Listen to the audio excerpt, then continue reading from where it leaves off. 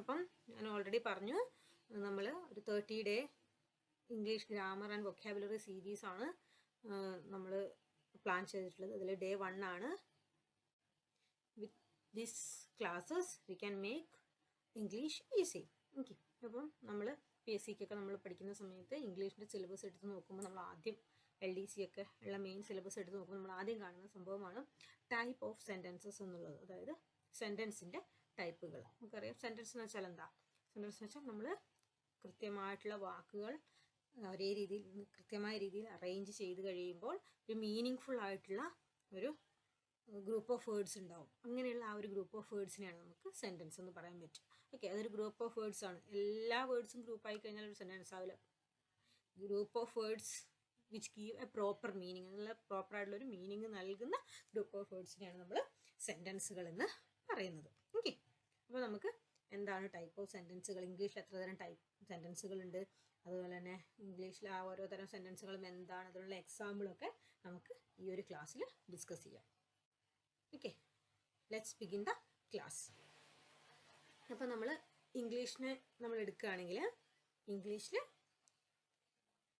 നമ്മൾ മെയിനായിട്ട് 2 തരത്തിലുള്ള സെൻറ്റൻസുകളുണ്ട്.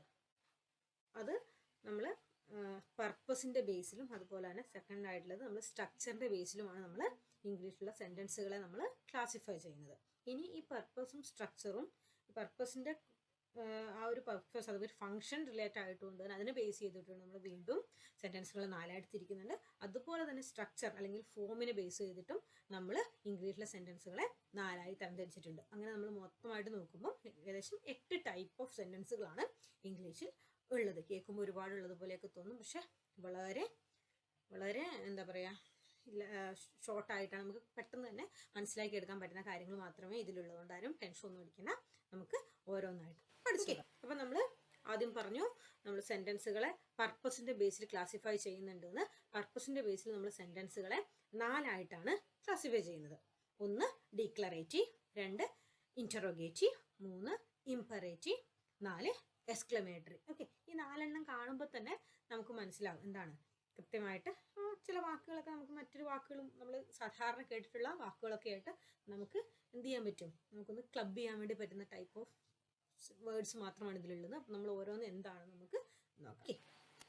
അപ്പം ഒന്നാമത്തെ ടൈപ്പ് ഓഫ് സെൻറ്റൻസ് ആണ് declarative sentence. Okay, declarative sentence എന്താണ്? അതൊരു സ്റ്റേറ്റ്മെൻറ്റോ അതല്ലെങ്കിൽ ഒരു ഫാക്റ്റോ ഒരു ഒപ്പീനിയനോ ഒക്കെ നമ്മൾ പറയുന്നതിനെ അത്തരത്തിലുള്ള സെൻറ്റൻസുകളെയാണ് നമ്മൾ ഡിക്ലറേറ്റീവ് സെൻറ്റൻസുകൾ എന്ന് വിളിക്കുന്നത്. ഡിക്ലറേറ്റീവ് സെൻറ്റൻസുകൾ പൊതുവെ പീരിയഡ്സ്, നമ്മൾ ലിംഗ്വിസ്റ്റിക്കലി നമ്മൾ പീരിയഡ്സ് എന്ന് ഉദ്ദേശിക്കുന്നത് നമ്മൾ ഫുൾ സ്റ്റോപ്പ് എന്ന് പറയില്ലേ, അപ്പം ഫുൾ സ്റ്റോപ്പിൽ അല്ലെങ്കിൽ പീരിയഡിൽ അവസാനിക്കുന്ന സെൻറ്റൻസുകളെയാണ് നമ്മൾ എന്തെന്ന് വിളിക്കുന്നത്, ഡിക്ലറേറ്റീവ് സെൻറ്റൻസുകൾ എന്ന് വിളിക്കുന്നത്. ഓക്കെ, അപ്പം ഇങ്ങനെയുള്ള സെൻറ്റൻസ് ഡിക്ലറേറ്റീവ് സെൻറ്റൻസുകളിൽ നമ്മൾ അവസാനം ഒരു ഫുൾ സ്റ്റോപ്പ് ഉണ്ടാവുമെന്നാണ് അർത്ഥം. അതൊരു ഫാക്റ്റ് ആവാം, അതല്ലെങ്കിൽ ഒരു ഒപ്പീനിയൻ പറയുന്നതാകാം, അതല്ലെങ്കിൽ ഒരു സ്റ്റേറ്റ്മെൻ്റ് ആകാം. ഇതിനെല്ലാത്തിനെയും നമുക്ക് ഡിക്ലറേറ്റീവ് സെൻറ്റൻസ് എന്ന് വിളിക്കാം. ഇതിന് എക്സാമ്പിളായിട്ട് ഇവിടെ പറഞ്ഞിട്ടുള്ളത് ഐ ലവ് ഐസ്ക്രീം. ഓക്കെ, അത് എൻ്റെ ഒരു ഒപ്പീനിയൻ ആണ്, അല്ലെങ്കിൽ എൻ്റെ ഒരു ഇഷ്ടം എന്ന് നമുക്ക് വേണമെങ്കിൽ പറയാം. അതൊരു എന്താ പറയുക, അത് ഒരു ഫാക്റ്റാണത്. എനിക്ക് ഐസ്ക്രീം ഇഷ്ടമാണെന്ന് ഞാൻ പറയുന്നത് അതൊരു ഫാക്റ്റായിട്ട് നമുക്ക് എടുക്കാം. ഓക്കെ, അതുപോലെ തന്നെ മറ്റൊന്നാണ് the sun rises in the east എന്നുള്ളത്. ഓക്കെ, അപ്പോൾ നമുക്ക് നോക്കൂ, the sun rises in the east എന്ന് പറയുമ്പോൾ സൂര്യൻ കിഴക്ക് ഉദിക്കുന്നു എന്നാണ്. അതൊരു ഫാക്റ്റാണ്. അതായത് സയൻസ് അത് ഫാക്റ്റ് അല്ല എന്ന് തെളിയിക്കുന്നത് വരെ അതൊരു ഫാക്റ്റാണ്.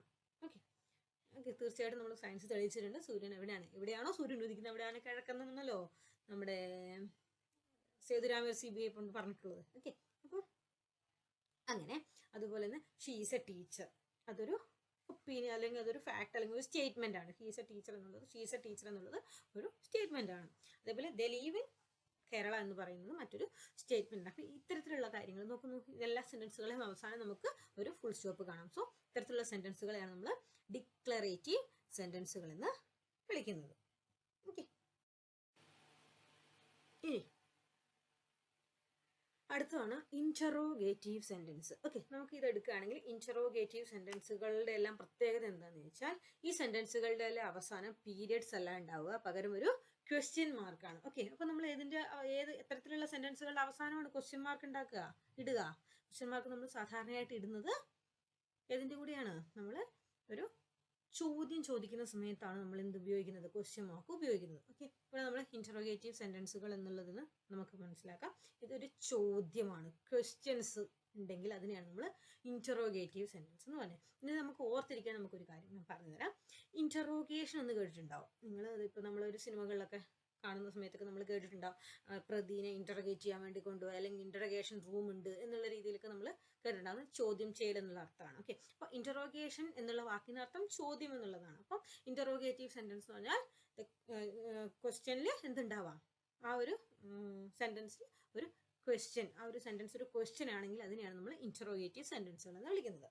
Okay, these sentences ask question, ഒരു ക്വസ്റ്റ്യൻ ചോദിക്കുന്ന രീതിയിൽ അതിനൊരു കൃത്യമായിട്ടൊരു ആൻസർ കിട്ടാൻ വേണ്ടി നമ്മളൊരു ക്വസ്റ്റ്യൻ ചോദിക്കുന്നതിനെയാണ് നമ്മൾ ഇൻറ്ററോഗേറ്റീവ് സെൻറ്റൻസ് എന്ന് പറയുന്നത്. For example, what's your name, are you coming to the party, where do you leave, do you finish your homework. ഇതിൻ്റെയൊക്കെ പ്രത്യേകത എന്താണ്, ലാസ്റ്റിൽ ഒരു ക്വസ്റ്റ്യൻ മാർക്ക് ഉണ്ടാവും. ഓക്കെ, അപ്പം നമ്മൾ പറഞ്ഞു, ഫസ്റ്റ് നമ്മൾ പറഞ്ഞതിനകത്ത് നമ്മുടെ ഡിക്ലറേറ്റീവ് സെൻറ്റൻസ് അല്ലെങ്കിൽ സ്റ്റേറ്റ്മെൻറ്റിൽ ലാസ്റ്റ് പീരിയഡ് ആണുള്ളതെങ്കിൽ നമ്മുടെ ഇൻറ്ററോഗേറ്റീവ് സെൻറ്റൻസിൽ എന്താണുള്ളത്, ഇൻറ്ററോഗേറ്റീവ് സെൻറ്റൻസിൽ ഒരു ക്വസ്റ്റ്യൻ മാർക്ക് ആയിരിക്കും ഉണ്ടാവുക, അതായത് സെൻറ്റൻസിന് അവസാനം വരെ ഉണ്ടാവും. അടുത്തതാണ് ഇംപറേറ്റീവ് സെൻറ്റൻസ്. ഇംപറേറ്റീവ് സെൻറ്റൻസുകൾ ഒന്നുകിൽ കമാൻഡുകളോ റിക്വസ്റ്റുകളോ ഓർഡറുകളോ അഡ്വൈസുകളോ ഒക്കെ ആണെങ്കിൽ ഇത്തരത്തിലുള്ളവയാണ് നമ്മൾ ഇംപറേറ്റീവ് സെൻറ്റൻസുകൾ എന്ന് പറയുന്നത്. കമാൻഡ് ആവാം, റിക്വസ്റ്റ് ആവാം, ഓർഡർ ആവാം, അഡ്വൈസ് ആകാം, അങ്ങനെ എന്തും ആകാം. അങ്ങനെയുള്ള സാധനങ്ങളൊക്കെയാണ് നമ്മൾ അത്തരത്തിലുള്ള സെൻറ്റൻസുകളാണ് നമ്മൾ ഇംപറേറ്റീവ് സെൻറ്റൻസുകൾ എന്ന് വിളിക്കുന്നത്. ഫോർ എക്സാമ്പിൾ, സിറ്റ് ഡൗൺ, ഇരിക്കൂ എന്ന് പറയുന്നത് ഒരു റിക്വസ്റ്റ് ആയിട്ട് നമ്മൾ, പ്ലീസ് സിറ്റ് ഡൗൺ എന്ന് പറഞ്ഞാൽ ഒരു റിക്വസ്റ്റ് ആണ്, ഇരിക്കൂ എന്നുള്ള രീതിയിൽ. പ്ലീസ് പാസ് ദ സാൾട്ട്, അതും ഒരു റിക്വസ്റ്റ് ആണ്. അവിടെ ആ ഒരു ഉപ്പെനിക്ക് എടുത്തിങ്ങ് തരുമോ എന്ന് നമ്മൾ ചോദിക്കുന്നത് ഒരു റിക്വസ്റ്റ് ആണ്.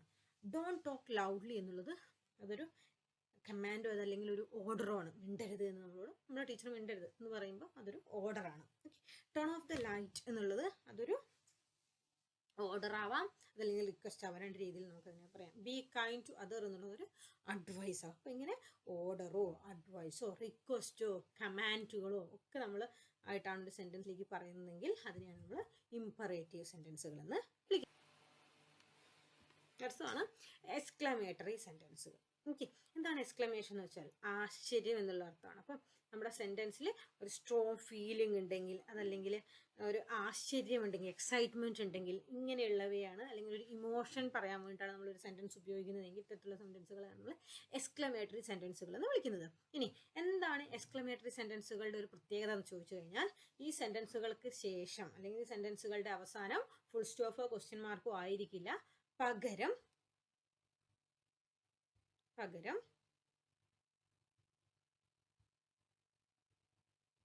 ഇങ്ങനെ ഒരു സിമ്പിൾ ആയിരിക്കും. ആ സിമ്പിൾ എങ്ങനെയാണ് വരിക, ഒരു വര താഴേക്ക് ഒരു കുത്ത്, ഇങ്ങനെ നമ്മൾ എക്സ്ക്ലമേഷൻ മാർക്ക് എന്ന് പറയും അല്ലേ, നമ്മൾ ഐഡിയൻ്റെ ചിഹ്നം അല്ലേ, ഐഡിയൻ്റെ സിമ്പിൾ ഇങ്ങനെയല്ലേ ഉണ്ടായിരുന്നത്. ഓക്കെ, അതുപോലെ അങ്ങനെ ഐ തിരിച്ചിട്ടതുപോലെ അതിനെയാണ് നമ്മൾ എക്സ്ക്ലമേഷൻ മാർക്ക് എന്ന് പറയുന്നത്. ഇങ്ങനെ ഒരു എക്സ്ക്ലമേഷൻ മാർക്ക് ആണ് ഇത്തരത്തിലുള്ള എക്സ്ക്ലമേറ്ററി സെൻറ്റൻസുകളുടെ പ്രത്യേകത. ഇത്തരത്തിലുള്ള എക്സ്ക്ലമേഷൻ മാർക്കുകൾ അത്തരത്തിലുള്ള സെൻറ്റൻസുകളിൽ ഉണ്ടാകും. ഓക്കെ, അതാണ് നമ്മൾ അതിൻ്റെ ഫങ്ഷൻ എന്നുള്ളത് വെച്ചിട്ട്, അല്ലെങ്കിൽ അതിൻ്റെ പർപ്പസ്, സെൻറ്റൻസിൻ്റെ പർപ്പസ് വെച്ചിട്ട് നമ്മൾ 4 രീതിയിൽ നമ്മൾ ക്ലാസിഫൈ ചെയ്തത് ഇങ്ങനെയാണ്. ഇനി നമ്മൾ അടുത്തത് ആ ഒരു സെൻറ്റൻസിൻ്റെ സ്ട്രക്ചർ ഉപയോഗിച്ചിട്ട് നമ്മൾ അതിനെ വീണ്ടും ക്ലാസിഫൈ ചെയ്യുന്നുണ്ട്. നമ്മൾ simple sentence, compound sentence, complex sentence, compound complex sentence, ഇങ്ങനെ 4 രീതിയിലാണ് സ്ട്രക്ചർ ബേസ് ചെയ്തിട്ട് നമ്മൾ സെൻറ്റൻസിനെ കാറ്റഗറൈസ് ചെയ്തിരിക്കുന്നത്. ഓക്കെ, അപ്പം ഒന്നാമത്തെ ടൈപ്പ് ഓഫ് സെൻറ്റൻസിനാണ് നമ്മൾ സിമ്പിൾ സെൻറ്റൻസസ് എന്ന് പറയുന്നത്. അതായത് one idea, A sentence which contain only one idea, ഒറ്റ ഐഡിയ മാത്രമുള്ള ഒരു സെൻറ്റൻസിനെയാണ് നമ്മൾ എന്തെന്ന് വിളിക്കുന്നത്, സിമ്പിൾ സെൻറ്റൻസസ് അഥവാ എന്ന് വിളിക്കുന്നത്. അതായത് അതിൽ ഒരു ക്ലോസ് മാത്രമേ ഉണ്ടാവുകയുള്ളൂ. എന്താണ് ക്ലോസ്? എന്താണ് ക്ലോസ്? നമ്മൾ പെട്ടെന്ന് ക്ലോസ് എന്ന് കേൾക്കുമ്പം CLOSE ക്ലോസ്, അടയുക എന്നുള്ള അർത്ഥത്തിൽ നമ്മൾ ചിന്തിക്കുക അല്ല. ഇത് CLAUSE ക്ലോസ് ആണ്. ക്ലോസ് എന്ന് വെച്ച് കഴിഞ്ഞാൽ അതൊരു ചെറിയ സെൻറ്റൻസ് ആണ്. ആ സെൻറ്റൻസിൽ ഒരു സബ്ജക്റ്റും ഒരു വെർബും ഉണ്ടാകും. ആ സെൻറ്റൻസിൽ ഒരു സബ്ജക്റ്റും ഒരു വെർബും ഉണ്ടാകും. അങ്ങനെയുള്ളവയാണ് നമ്മൾ എന്തെന്ന് വിളിക്കുന്നത്, ക്ലോസ് എന്ന് വിളിക്കുന്നത്. ഓക്കെ, അതിൻ്റെ കൂട്ടത്തിൽ ചിലപ്പോൾ മറ്റ് എന്താ പറയുക അഡ്ജക്റ്റീവുകളോ അഡ്വർബുകളോ ഒക്കെ ചിലപ്പോൾ ഉപയോഗിക്കും. സ്റ്റിൽ അതിന് മെയിനായിട്ട് രണ്ട് സംഭവങ്ങളുടെ ഒരു സബ്ജക്റ്റും ഒരു ഒരു സബ്ജക്റ്റും ഒരു വെർബുമായിരിക്കും ഉണ്ടാവുക. ഓക്കെ, നമ്മളൊരു എക്സാമ്പിൾ ആയിട്ട് ഒരു എക്സാമ്പിൾ പറയാം. ഇവിടെ നമുക്കറിയാം 3 വാക്കുകളാണ് ഇവിടെ ഉള്ളത്. ഒന്ന് ഷീ, രണ്ടാമത്തത് സിങ്സ്, മൂന്നാമത്തത് വെൽ. ഓക്കെ, ഈ ഒരു സെന്റൻസ് നമ്മൾ എടുക്കുകയാണെങ്കിൽ ഇതിൽ ഒന്നാമത്തെ ഷീ എന്ന് പറയുന്നത് ഒരു സബ്ജക്റ്റ് ആണ്. ഓക്കെ, ഷീ എന്ന് പറയുന്നത് ഒരു സബ്ജക്റ്റ് ആണ്. ഓക്കെ, അടുത്തത് സിങ്സ് എന്നുള്ളതാണ്. സിങ്സ് എന്ന് പറയുന്നത് ഒരു വെർബാണ്. ഓക്കെ, ഒരു സബ്ജക്റ്റും ഒരു വെർബും വന്നു. അതിൻ്റെ കൂടെ നമ്മൾ ഒരു വെൽ എന്നുള്ളത് സിങ്സിനെ മോഡിഫൈ ചെയ്യാൻ വേണ്ടി ഉപയോഗിക്കുന്നതാണ്. അപ്പോൾ അതൊരു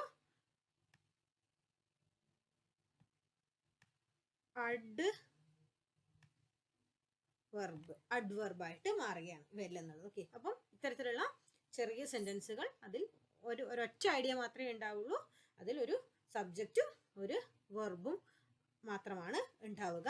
പക്ഷെ ആ ഒരു എൻ്റെ സെന്റൻസ് കംപ്ലീറ്റ് ആയതുപോലെയാണ് നമുക്ക് ഉണ്ടാവുക. ഓക്കെ, അതേപോലെ ദ ബേബി ഈസ് സ്ലീപ്പിംഗ് എന്നുള്ളതിലും ദ ബേബി എന്ന് പറയുന്ന സബ്ജക്റ്റ്, അതേപോലെ ഈസ് എന്ന് പറയുന്നത് ഒരു ഓക്സിലറി വെർബായിട്ട് അവിടെ ഉപയോഗിച്ചിരിക്കുന്നതാണ്. അതുപോലെ സ്ലീപ്പിംഗ് എന്ന് പറയുന്നത് ഒരു വെർബ്. അപ്പോൾ ഒരു സബ്ജക്റ്റും ഒരു വെർബുമാണ് അവിടെ ഉള്ളത്. ഓക്കെ, അങ്ങനെ അത്തരത്തിലുള്ള സെന്റൻസുകളാണ് നമ്മൾ സിമ്പിൾ സെന്റൻസുകൾ. അവിടെ പറയുന്നത് ഒരു ക്ലോസ് മാത്രമാണ് ഉണ്ടാവുക. ക്ലോസ് എന്ന് വെച്ച് കഴിഞ്ഞാൽ എന്താണ് ക്ലോസ്? ക്ലോസ് എന്ന് വെച്ച് കഴിഞ്ഞാൽ ഒരു സബ്ജക്റ്റും ഒരു വെർബും ഉള്ളവയാണ് നമ്മൾ ക്ലോസ് എന്ന് വിളിക്കുന്നത്. ഒരു സബ്ജക്റ്റും ഒരു വെർബും മാത്രം ഉള്ളവയാണ് നമ്മൾ ക്ലോസ് എന്ന് വിളിക്കുന്നത്. ഓക്കെ അല്ലേ? Okay, she smiled and he waved എന്നല്ലേ? അപ്പോൾ അവിടെ ഷീ സ്മൈൽ എന്നുള്ളത് അവൾ ചിരിച്ചു എന്ന് നമുക്ക് കൃത്യമായിട്ടൊരു ഫുൾ മീനിങ് നമുക്ക് അവിടെ കിട്ടുന്നുണ്ട്. ഹി വേവ്ഡ് എന്നുള്ളതിന് അവൻ കൈവീശി കാണിച്ചു. ഇത് രണ്ടിനും കൃത്യമായിട്ടുള്ള മീനിങ് നമ്മൾ കോംപ്ലക്സിലേക്ക് വരുമ്പോൾ നോക്കൂ. വെൻ ഐ കോൾഡ് ഹെർ, ഞാൻ അവളെ വിളിച്ചപ്പോൾ. അവിടെ എന്തോ ആ ഒരു സെന്റൻസ് കംപ്ലീറ്റ് ആയിട്ടില്ല. Something should be added to complete the sentence. അപ്പോൾ അതുകൊണ്ട് തന്നെ വെൻ ഐ കോൾഡ് ഹെർ എന്ന് പറയുന്നത് ഇൻകംപ്ലീറ്റ് ആണ്. അതുകൊണ്ട് അതൊരു ഡിപ്പെൻഡന്റ് ആയിട്ടുള്ള ക്ലോസ് ആണ്. ഷീ വാസ് ബിസി എന്ന് പറയുന്ന ഇൻഡിപെൻഡന്റ് ക്ലോസ് ഇതിന്റെ കൂടുതൽ ചേർന്ന് വന്നുമ്പോഴാണ് അതിൽ കൃത്യമായിട്ടൊരു മീനിങ് വരുന്നത്. സോ അങ്ങനെയുള്ള സംഭവങ്ങളെയാണ് നമ്മൾ എന്ത് വിളിക്കുന്നത്? Complex sentence. അതായത് ഒരു ഇൻഡിപെൻഡന്റ് ക്ലോസും അതേപോലെ തന്നെ ഒരു മെയിൻ അഥവാ ഡിപ്പെൻഡന്റ് ക്ലോസും ഉള്ള സെന്റൻസുകളാണ് നമ്മൾ കോംപ്ലക്സ് സെന്റൻസുകൾ എന്ന് വിളിക്കുന്നത്. എക്സാമ്പിളുകൾ നിങ്ങൾ എഴുതിയെടുത്തോളൂ. ഓരോന്നായിട്ട് ഞാൻ എന്ത് ചെയ്യുന്നില്ല, എക്സ്പ്ലെയിൻ ചെയ്യുന്നില്ല. ഓക്കെ, അടുത്താണ് കോമ്പൗണ്ട് കോംപ്ലക്സ് സെന്റൻസ്. ഓക്കെ, നേരത്തെ പറഞ്ഞ രണ്ടും കൂടി ചേർന്നിട്ട് കോമ്പൗണ്ട് സെന്റൻസും കോംപ്ലക്സ് സെന്റൻസും കൂടി ചേർന്നിട്ടുള്ള സെന്റൻസുകളെയാണ് നമ്മൾ മിക്സഡ് സ്ട്രക്ചർ അഥവാ കോമ്പൗണ്ട് കോംപ്ലക്സ് സെന്റൻസുകൾ എന്ന് വിളിക്കുന്നത്. 2 or more independent clauses, 1 or more dependent clauses. ഒന്നിലധികം ഇൻഡിപെൻഡന്റ് ക്ലോസുകളും രണ്ടിലധികമോ ഇൻഡിപെൻഡന്റ് ക്ലോസുകളും ഒന്നോ അതിലധികമോ ഡിപ്പെൻഡന്റ് ക്ലോസുകളുമുള്ള സെന്റൻസുകളാണ്. ഓക്കെ, നമുക്ക് ഈ ഒന്നാമത്തെ എക്സാമ്പിൾ എടുക്കാം.